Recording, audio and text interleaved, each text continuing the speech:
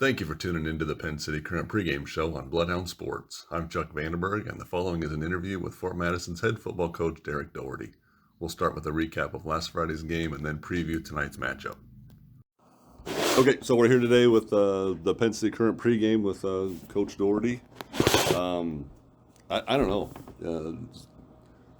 Had some heavy heads after the game last week, but I don't think there's anything more exciting than what you got coming up this week.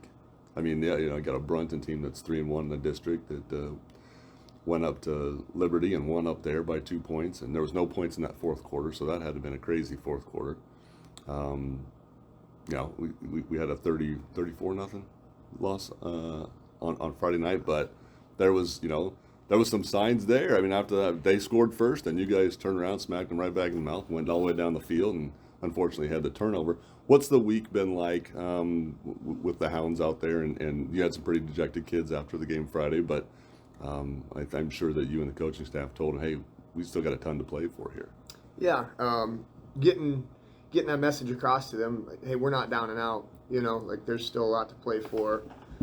Did we play as well as we wanted to? No. I mean, and the kids know that. We had opportunities, and we did some really nice things in that game. The scoreboard doesn't show it, obviously, and that's, in the end, the thing that matters the most. But we gave ourselves some opportunities, and for 2 weeks in a row, we just haven't capitalized on those opportunities. So we've got to finish everything that we do. Those are conversations that we've had. We have to finish blocks. We have to finish runs. We have to finish catches. Finish extra points when they're there. It's all important, and everything is built up to this game. And we're excited about it. We're excited to be in the hunt, to have an opportunity, and now we just got to go play the game and play our game. Yeah. So it's after the game, I talked to Landis a little bit. Really unhappy with his play, but he's been that way a couple times. In the Liberty game and this game, he was just unhappy with his play. And so that I think that shows a lot of maturity on his part to take that. But he said one of the things he said to me was, "We got to get the guys together. We got to get our heads together and turn this thing around for next week, and then go in and play to the final whistle in that game." Did you see that happen with the kids this week? Yeah. So that leadership piece there, we met as a leadership team and had some conversations just to see where everybody's at, where we need to go, in our plan. And they're excited, and we talked about just being fluid. We feel like we were really fluid in the beginning of the year, and like when we would get in scramble situations, we just vibed really well together, and we were on the same page. And then in the last couple weeks, we haven't been. Some of that credit to some good football teams, and maybe giving us a different look or a different feel. But I think some of that's just on us. We've kind of gotten outside of what we do and who we are. And, I know Landis, we had to have a conversation because he's a competitor and he's going to put it on him. And we do appreciate that about him, but he's got to let it go. I mean, and he plays his best when he's light. Light in the head and light on his feet, not carrying all of that. And he's maturing. He knows that. So yeah, we got to get back to the basics and be us and just play Fort Madison football. That's been the message. There's nothing big that needs to change. We're not implementing a new offense or a new defense. Although people might think, hey, you guys need to do this. When we watch film, opportunities are there. Sure. I mean, we're open and downfield. Holes are there. We feel like we're doing the right things. Yeah. So he seems to me, and by all means, tell me if I'm wrong on this, just from watching from the sidelines, but Landis' passing efficiency and confidence seems to be predicated on his ability to run the football. Yeah, he's an athlete, and so being a dual threat guy, I think that they kind of like, I don't think, they go together. And so if he's gashing them with the run, then obviously they produce a heavy box, and that opens up downfield. And that's kind of been our thing. And to North Scott's credit, last week, they stayed in a 5-man box pretty much the whole time. And they've done that against everybody this year, including Xavier. And they just say, beat us. And what a luxury when you have that availability. Yeah. I mean, they're not stepping outside of any schematic thing that they do. They run what they run, and they're really good at it. Against Burlington, I mean, this is Williams all day long. I mean, I think Kanye Baker's thrown 30 passes this year. Yep. Landis has thrown more than that in a football game. So this is it. They say, "Here we are. Come stop us." Some of the tape or the live stream. I guess you call it live streams now. You don't even call it tape, but some of the live streams I've watched, I thought North Scott was in a 5 or sometimes even a 7-man, and in the first half, Bryant was still able to get between tackles and get outside and get some damage. Let's get into that Brunton thing. You could almost put Mikey and Tate on the outsides and just cram 9 people in there and say, "Hey, get through us or we'll catch you." What you guys have been prepping for? I mean, almost every game that we've covered this year, there's been one back that has the potential to be, have a big game. Yeah. This kid clearly he's 225 yards away from 2,000 for the year. That's got to be in his head. Yeah. What's in your guys' head to stop that? Well, we know that he's going to get yards. He's going to get first downs. We're going to have to reset and, bend but don't break. That's been our defensive model, and we're going to have to create some turnovers when we can. But we know that he's going to get yards. We know that he's going to get first downs. He's a good back. He has a really good line in front of him. I mean, you can be a really good back, but if you don't have guys blocking downfield for you, so credit to his offensive line. I know we hear a lot about him, but those guys are doing a job, man. He's got a fullback leading for him, and they do some misdirection stuff. I mean, Coach Krekel, he understands that offense. He's been doing it for a really long time and has ironed out the wrinkles. And he's got some guys that can run it. And, Kanye Baker, I think, is a good athlete himself. So they've got weapons, and it shows. I mean, they've had a great season, and they're doing some really nice things. But we feel that we have weapons as well, and that we can compete. But we have to go and show it. Mm-hmm. So, talk a little bit about some of the things that worked for you last week. Jacob had some nice runs. It seemed like they were more keyed on, Lancers were more keyed on watching what Landis was doing to dictate what your offense was going to be. But when Jacob got the ball, he had some good runs. He obviously played some good defense. I mean, you had 4 or 5 defensive stops during that game that were, big defensive series for you guys. So, yeah, we had receivers open downfield. I mean, the windows are small, especially against teams like that, and we saw some closing speed from DBs that we haven't seen. I mean, we're getting open, but maybe we're not delivering the ball on time, and that's bit us the last 2 weeks. I mean, Landis has delivered the ball just slightly a little bit late, and we've been picked off in the end zone and down in the green area. Where things tighten up. Yeah. And, it's learning, and he knows it. I mean, he gets frustrated with himself, and he'll say, I should have been thrown a little bit earlier. Yeah, awesome. We're just trying to get better and better every day, and those lessons are still being learned. I mean, if we're honest, he's a pretty raw quarterback still, which is impressive that he's done what he's done. Right. And it's going to be the same way this week. We're going to have to deliver the ball on time. We're going to have to hit the holes if we're running. We're going to have to make our reads. It's Fort Madison football. I mean, the kids know there's no fancy game plan here. It's doing what we do. Mm-hmm. And it's at Bracewell. Yep. And we'll say again so everybody can hear, that's 17 miles away. So get in your cars.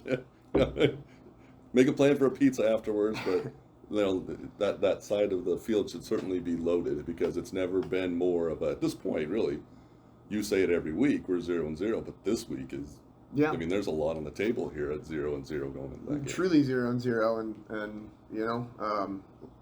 like last year, I'm sorry, you can hold on to that 0-1 for a long time if you don't get a job done, and we know that it's going to be a big task and a big test for us.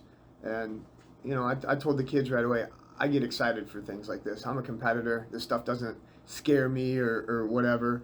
It pumps me up and makes me want to go. And hoping that the guys feel the same way. That Williams didn't play for them last year, did he? He did, yeah. He was he hurt or? I Um, just don't. It's just like out of the blue we got this. yeah, he's well, and I've known about him since he was younger. He was a wrestler, and I think he's kind of been injury plagued throughout his high school career up until now. Don't follow him super close, but yeah, I remember he played for them as a sophomore a couple of years ago. Um, First time I'd heard his name in a little bit, and it just I remembered it. But he's a good athlete. Yeah. I mean, multiple sport guy, and yeah. Were you impressed that the Hounds defense was able to, the Greyhounds defense was able to hold Liberty to 18 last week? Was that, I mean, to me that was a surprising number because they hadn't this year been known, for being staunch defensively. It's Right. like, here's our running back, come get him.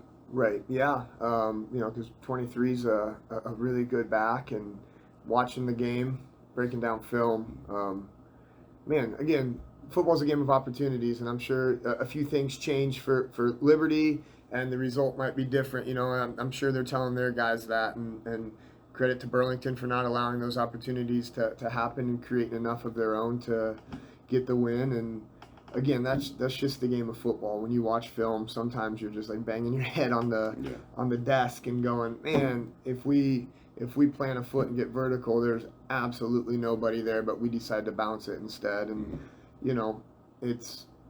that's just the game, and it's 11 on 11. Everybody has a job, and if you do your job, then it should be successful on either offense or defense. And Jason Crooks talks a lot. It's our 11 versus their 11, and that's what it comes down to. Can we do our job better than they can do their job? So, talk about the. I mean, you've got some seniors on this team who are facing their last game, but would like to play 3 or 4 more football games.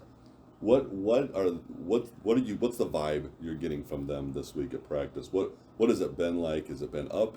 Are they like, okay, here's our chance to really do something special? Is it down? God, we got beat 2 times in a row. Some pretty darn good football teams, but what's been the vibe like with those guys this week?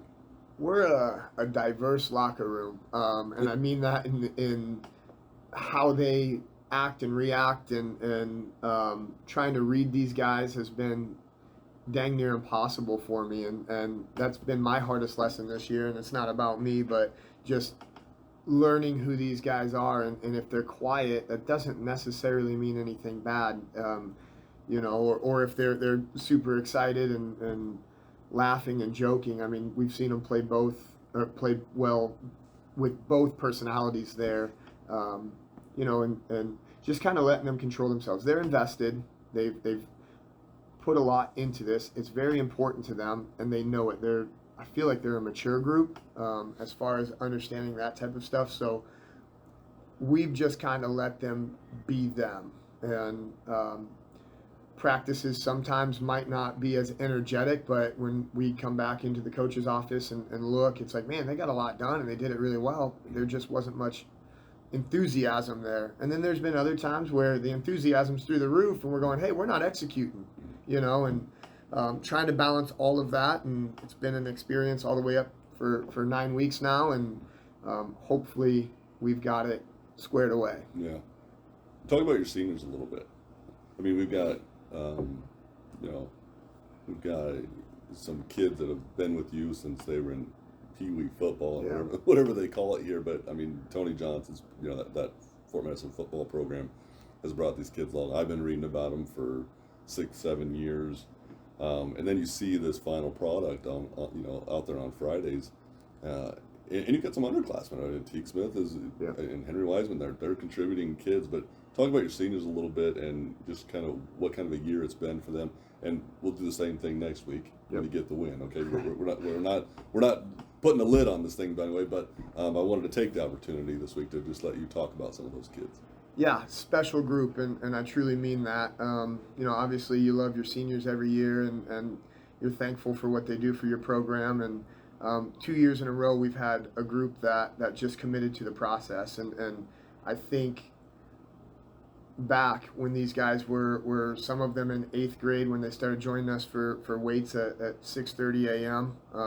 Building in the dark, coming in, and you know, they had the little boy faces, and now they have man faces. You know, it's been it's a really cool thing. I think that's what's great about teaching and coaching is you get to see the evolution of them. So you see them come in as middle schoolers, and they're pretty soft and look like they're kids, and then they start growing and become young men, and we're really proud of that group. But they've bought in, they've done everything that we've asked them to the highest level, and it's just a really, really good group. And from their parents to their commitment level to their play to everything. Yeah. I mean, it is a special group, and we're very thankful for them and what they've done for our program. And you know, historically, Fort Madison,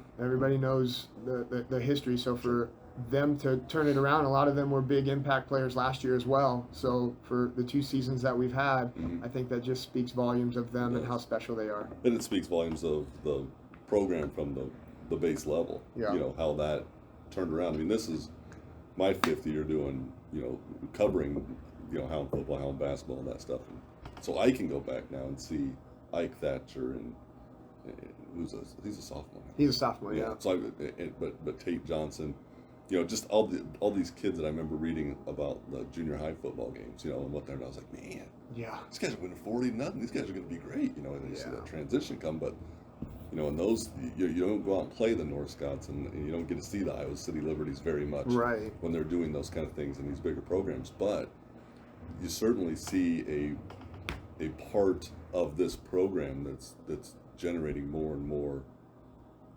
athletes because you guys have them in so many other sports. Yeah. You know, I don't think there's an offensive line coach in the country that'll tell you shouldn't wrestle. Right. You know what I mean? Right. So to me, it just seems like there's a very synchronized program in place that looks like it's going to generate kids, you know, year in and year out, and that's a testament to what you guys have built. Are there seniors that don't get a whole lot of playing time, Derek, that I mean, obviously are a big part of, you know, scout teams, you know, motivation, that kind of stuff? Who are those kids? Yeah, absolutely. You know, right away Miles Deere pops into my head, and I'm thankful for that kid. You know, everybody knows that he's a basketball guy, and that's what he wants to do, and that's what he's gonna do. I mean, he's dead set on it, and I love his drive for that. And we sat down, here's what we feel like our football program can offer you. And again, it's really easy for kids to say, yeah, I think I might play, you know, whatever. And he's just different in that regard, that he reached out to me and he said, Coach, I'm just going to let you know I'm still 50-50, but I want to have that conversation. And what an awesome kid for doing that. And we, like I said, we sat down and we had several conversations throughout the last year and said, you know, here's my vision for you on the football team, and why I think that you should play. And he kind of shared his vision, and you know, we've been working through it, and it got to the point where a couple weeks ago he was like, Coach, like, I want to play, man. Like, I want to get in, and you've seen him on the field a lot more. Yep. Well, homecoming, he scores a touchdown. I mean, I just got the chills thinking about that. Yep. How freaking awesome, you know, and we're proud of him, and really proud of all of our seniors. And so, I mean, the guys like Austin Ensminger, who plays every dang snap and has been dealing with some injuries. He's just so tough. Yeah. And we probably don't know the extent of some of the things he's dealing with because he's a quiet kid and he doesn't want it to be taken from him. And we've had to be on him a little bit about, man, you gotta let us know what's going on. And he doesn't. He's just silent and gets the job done and moves from a skill position to the line, which is not an easy task. It's just, I could say so much about all of them. Yeah. It's a neat. You wish you could model that leadership. Yeah. And then give it to each kid before practice. You know, that quiet. I always call it that quiet power. The kids go out there and do their job, and they know they're good at it, but they don't. You know. Yeah. Like okay, I got another job to do. I'm going back in. Right. They turn into great adults. Well, just looking at, like, you know, people probably don't know it because they don't see. Jacob McGowan is a great leader in the weight room. I mean, he runs a lot of our stuff for us as far as our dynamics, and just takes that leadership role. And he's not, excuse me, extremely vocal outside of that, like on the football field. His voice or his loudness comes from his play, and all of that. I mean, Landis is obviously the quarterback, and he takes a lot on himself, and Tate Johnson is a huge piece to this, and also I've told Tate he's so influential. That kid has so many skills. I remember the very first time I ever watched him play football. So you're talking youth football. Trying not to get emotional here. Just crazy how fast time goes. But so his grandmother, Betty, was friends with my great grandma, and I remember I stopped over to say hi to her at the football game over here, and Tate had a nice run. I'm like, oh my gosh, who is that? And she said, that's my grandson. And I knew who Tate was, but I just didn't know him with the helmet on, and I thought, wow, that kid is good. Well, here we are all these years later, and I'm still saying, wow, that kid is good, And where would you think he's got, some offensive potential? He goes and, puts a hat on somebody on defense. I mean, just shores something up. Just whatever athletic play needs to be made on that field, Tate's one of the guys can get that done. Yeah, he's a special kid. Yeah. And I agree with you. If everybody talks to him about offense, but that kid is just as good defensively, Yes, and if he wants to play defensive back in college, I firmly believe he could. Yeah. So he certainly has that instinct for the ball on both sides. Yeah. So anyway, well, do me a favor. Go up there and don't let him fire off that cannon because it scares me when I go. I'm usually right underneath it. So good luck this week. Thank you. It's just basically one game to go in to get it done, and then we do this again next week. It's the plan. All right, go Hounds. Go Hounds. This has been the Penn City Current pregame show on Bloodhound Sports. Thanks for tuning in, and be sure to read about the game in your hyperlocal, super fresh, 24/7 source for news and information, the Penn City Current.